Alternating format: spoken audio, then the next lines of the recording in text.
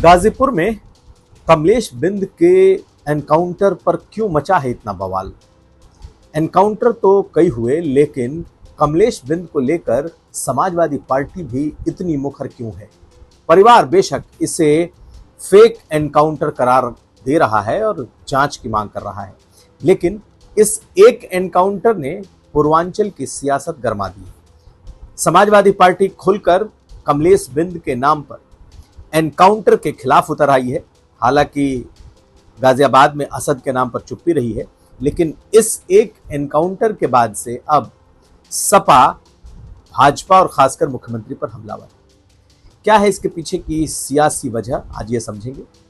इसके अलावा ये भी जानिए कि आज मुख्यमंत्री योगी आदित्यनाथ का जन्मदिन है। जन्मदिन के दिन योगी ने ऐसा कौन सा शब्द इस्तेमाल कर लिया, ऐसी कौन सी बात कर दी जिसके बाद से अखिलेश यादव भड़क गए। इंतजार तो था कि लोग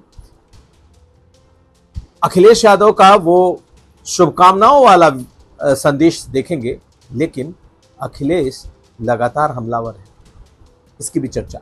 ये खबरें आज का यूपी में। नमस्कार, मैं हूं कुमार अभिषेक, आप देख रहे हैं यूपी तक। हम हाजिर अपना न्यूज शो आज का यूपी लेकर। तो आज बात उस एक एनकाउंटर की जो गाजीपुर में हुआ है 2 दिन पहले, लेकिन उस एनकाउंटर ने पूर्वांचल की सियासत को थोड़ा गर्म कर दिया है।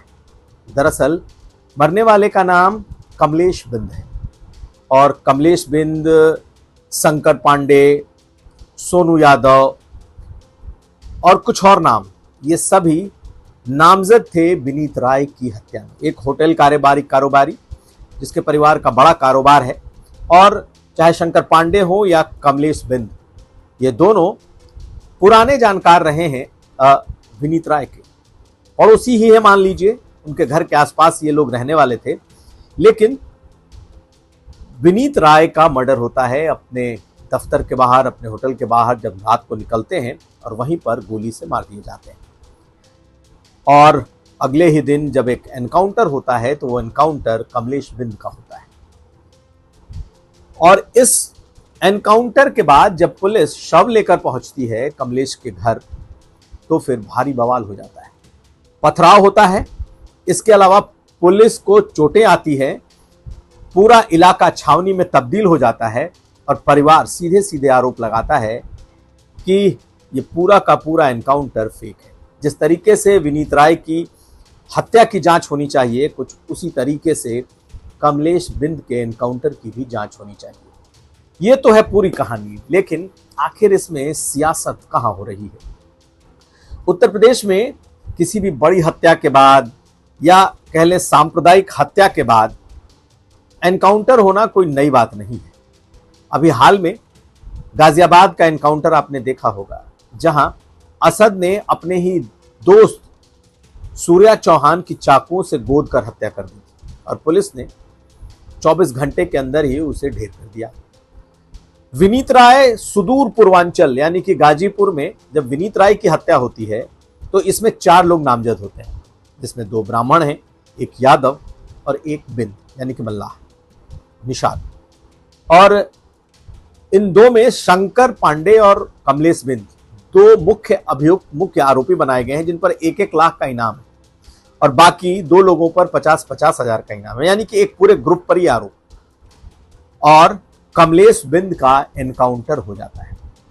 तो कमलेश बिंद के एनकाउंटर की कहानी तो सुन लिया आपने, लेकिन समाजवादी पार्टी ने जैसे ही कमलेश बिंद का एनकाउंटर होता है, उन्होंने इस एनकाउंटर पर परिवार की तरह ही सवाल उठा दिए। परिवार जांच की मांग कर रहा है, लेकिन आज समाजवादी पार्टी की तरफ से कई आवाजें उठी। अखिलेश यादव ने ट्वीट किया क्योंकि वो इस वक्त देश में नहीं है, लेकिन डिंपल यादव ने मैनपुरी में बयान भी दिया। कहा कि एनकाउंटर की क्या जरूरत थी, उसे पकड़ा जाना चाहिए था और एनकाउंटर नहीं होना चाहिए था। पहले जरा आप डिंपल यादव को सुन लीजिए, फिर हम अखिलेश यादव का ट्वीट भी दिखाते हैं। बहुत ही जो घटना हुई है एनकाउंटर की, तो आखिर जब पुलिस पकड़ सकती थी मुजरिम को, तो एनकाउंटर क्यों करा गया? तो पहला सवाल तो ये है कि अपने आप में पूरी कानून व्यवस्था में प्रश्न चिन्ह उठाने का काम है। भारतीय जनता पार्टी वाले नहीं चाहते हैं कि प्रशासन और जो प्रशासन है, जो नियम है, जो कानून है, उससे चले। तो क्यों नियम और कानून बनाए गए हैं? और आप कितने लोगों का एनकाउंटर कर लेंगे। नेचुरल सी बात है, लोगों में गुस्सा तो आएगा ही, जब गलत होगा तो लोगों में गुस्सा तो जागृत होगा ही। अब अखिलेश यादव को सुनिए। अखिलेश यादव ने बकायदा एक वीडियो उनकी पत्नी का ट्वीट किया और लिखा है, जब दोनों पक्षों के गुनाहगार तो कानून अपने हाथ में लेकर लखनऊ में बैठे।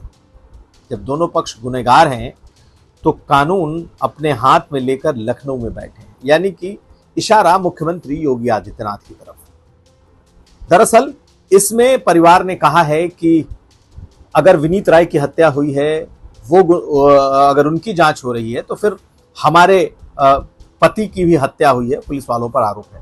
खैर, उनकी उनकी पत्नी का भी आप बयान सुन लीजिए। ये घटना रामगढ़ में उठाया गया था। उन लोग 2 लोग थे साथ में, इनको ले जाके जंगल में मारा गया था।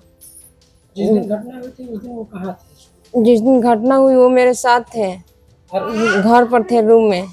वो यहाँ से सुबह में निकले 6 बजे। तो उसके बाद वो कहाँ चले गए, कुछ पता है? कुछ पता नहीं चला। हम लोग चल गए कोतवाली, हम लोग के प्रशासन ले गए घर से उठाकर।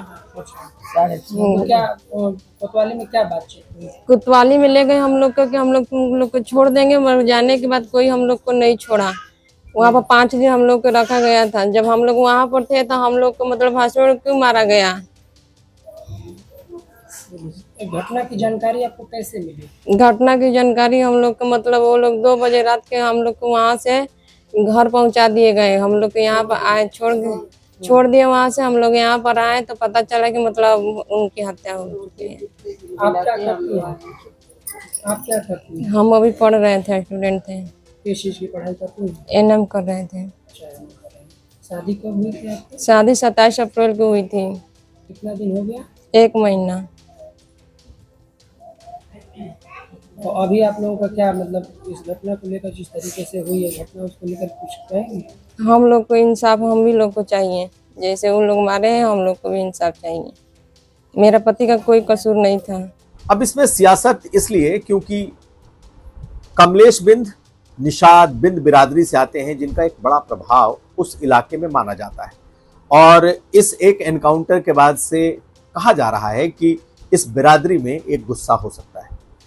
संगीता बलवंत कभी विधायक थी, अब राज्यसभा सांसद हैं। बीजेपी ने उस इलाके में निषादों को, बिंद को साधने की भरसक कोशिश की और सियासी तौर पर वहां उन्हें एक तरीके से बड़ा प्रतिनिधित्व भी दिया है।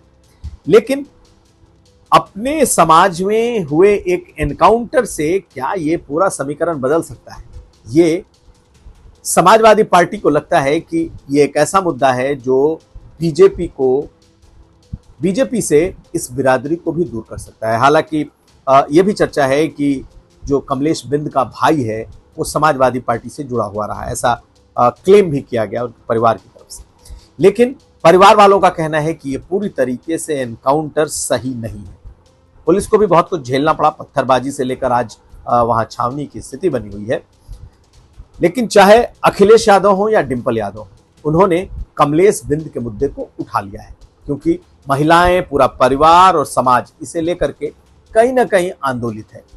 वहीं अब दूसरी तरफ ये भी सवाल उठ रहा है कि भाई असद को लेकर के सपा की चुप्पी क्यों? तो असद का जो गुनाह था वो कैमरे पर था। जिस तरीके से चाकूबाजी, छुरेबाजी हुई और जिस तरीके से सूर्या चौहान की मौत हुई है, ये सबने दिन दहाड़े कैमरे में भी देखा, नंगी आंखों से भी देखा। तो समाजवादी पार्टी ने असद पर तो अपनी चुप्पी बनाए रखी और शायद एक वजह यह भी है कि सब कुछ सामने दिखाई दे रहा था, लेकिन इसमें आरोपी थे और आरोपियों में भी चूंकि बिंद जो टाइटल है या फिर कमलेश बिंद का जो परिवार है वो लगातार इस एनकाउंटर पर सवाल उठा रहा है। ऐसे में समाजवादी पार्टी को यह मौका मिला है कि वो इस परिवार के बहाने ही सही, इसी बहाने योगी सरकार बीजेपी को घेर सकती है और वो घेर रही है। लेकिन इसमें और कई सवाल हैं और वो ये कि बाकी 3 जो इसमें नामजद हैं उसमें एक ब्राह्मण है, शंकर पांडे, एक यादव है और एक और ब्राह्मण है, यानी 2 ब्राह्मण। और कहते हैं अपराधियों की जात नहीं होती, अपराध किसी की जात देखकर नहीं की जाती। लेकिन जब एनकाउंटर हो रहे हैं, एनकाउंटर में मजहब और जाति की चर्चा हो रही है, तो फिर लोगों की निगाहें, खासकर सियासत की निगाह इस पर जरूर होती है कि मरने वाला कौन, किसका एनकाउंटर हुआ और क्या इसमें कोई राजनीति तो नहीं है। हमारी नजर इस पर बनी रहेगी, लेकिन समाजवादी पार्टी को पूर्वांचल में ये एक बड़ा मुद्दा मिला है। अगर हम इनके इतिहास की बात कर लें तो इन पर 7 मुकदमे कमलेश बिंद पर पहले से थे, और कहा यह जा रहा है कि पहले से ये हिस्ट्री शीटर था, लेकिन उत्तर प्रदेश पुलिस का कहना है कि ये हिस्ट्री शीटर था और 1 लाख का इनामी था। खैर, बाकी 3 अभी फरार हैं, देखते हैं किसका क्या होता है। अगली खबर। और अब बात आज मुख्यमंत्री योगी आदित्यनाथ के उस जन्मदिन पर सुबह से ही उन्हें बधाई संदेश देने वालों का तांता लगा है। बहन जी यानी कि मायावती ने सबसे पहले सुबह सुबह जिन लोगों ने विश किया उसमें मायावती भी है। लेकिन जब तक मैं इस वीडियो को रिकॉर्ड कर रहा हूं, अखिलेश यादव का कोई भी जन्मदिन का शुभकामना संदेश नहीं पहुंचा था। हालांकि पिछली बार भी देर शाम तक आया था, तो हो सकता है कि उनका बधाई संदेश योगी आदित्यनाथ के जन्मदिन पर आ जाए, मुख्यमंत्री पर। लेकिन सवाल यह है कि आज मुख्यमंत्री योगी आदित्यनाथ के खिलाफ उनके 3 ट्वीट्स आ चुके हैं, लेकिन जन्मदिन के शुभकामनाओं का ट्वीट नहीं आया अब तक। एक वजह यह भी मानी जा रही है कि जिस तरह आज मुख्यमंत्री योगी आदित्यनाथ ने अपने भाषण में टोटी शब्द का इस्तेमाल कर दिया, इसने कहीं ना कहीं अखिलेश यादव को भी एक तरीके से अंदर तक हिला दिया है, या यूं कह लें कि वो इस शब्द के इस्तेमाल से चिढ़ गए। मुख्यमंत्री योगी आदित्यनाथ ने क्या कहा पहले सुनिए, क्योंकि जब वो बोल रहे थे और टोटी शब्द का उन्होंने इस्तेमाल किया तो फिर ठहाके भी लगे हैं। निश्चित तौर पर उनकी बातों में कटाक्ष भी था और कहीं ना कहीं इशारा अखिलेश यादव की तरफ ही था। तो पहले मुख्यमंत्री को सुनिए। हम देखते हैं, हमने हर घर नल की योजना को आगे बढ़ाया, पता लगा कोई टोंटी चोरी कर रहा है, कोई अन्य प्रकार से उसको नुकसान कर रहा है, खुला है तो खुला हुआ है। इसके जवाब के तौर पर देखा जाए तो अखिलेश यादव ने एक ट्वीट किया और उन्होंने लिखा, लत से गलत की ओर वनस्पति विवेक छीन लेती है और निर्दोष लोगों की हत्याओं का खौफ, रातों की नींद, नहीं तो पूरे होश में इतने ऊंचे पद पर बैठकर इतना निकृष्ट बयान कोई नहीं देता है। कुछ लोग अपनी असफलता के लिए दूसरों को दोषी ठहराते हैं। ये हार की हताशा बोल रही है, क्योंकि कुदरत का बुलडोजर अब घूम गया है। तो अखिलेश यादव ने भी जो बातें लिखी हैं, दरअसल ये उसी बात का जवाब है जो मुख्यमंत्री योगी आदित्यनाथ ने आज भाषण के तौर पर, जब नल जल कार्यक्रम के तौर पर बोलते बोलते उन्होंने टोटी शब्द का जिक्र कर दिया। और इस शब्द से अखिलेश यादव को परहेज भी है, वजह भी है कि जब उन्होंने अपना घर खाली किया था तब टोटी को लेकर के उनके बारे में बहुत सारी आपत्तिजनक बातें की गई थी। आज भी बीजेपी के कुछ लोग, एक पूरा इकोसिस्टम इस शब्द को लेकर उन्हें चढ़ाने की कोशिश भी करता है। खैर, आज मुख्यमंत्री का जन्मदिन था, लेकिन जिस तरीके से उन्होंने ये बयान दिया उसके बाद से अखिलेश यादव भी एक तरीके से भड़क गए। तो जब तक मैं इस वीडियो को रिकॉर्ड कर रहा हूं, कोई बधाई संदेश, जन्मदिन की शुभकामना नहीं पहुंची है।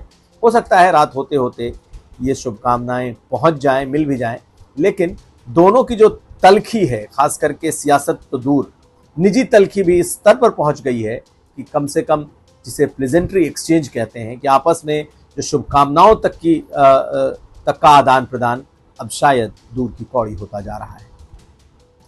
यह था आज का यूपी। हम कल फिर हाजिर होंगे। हमें दीजिए इजाजत। देखते रहिए यूपी तक।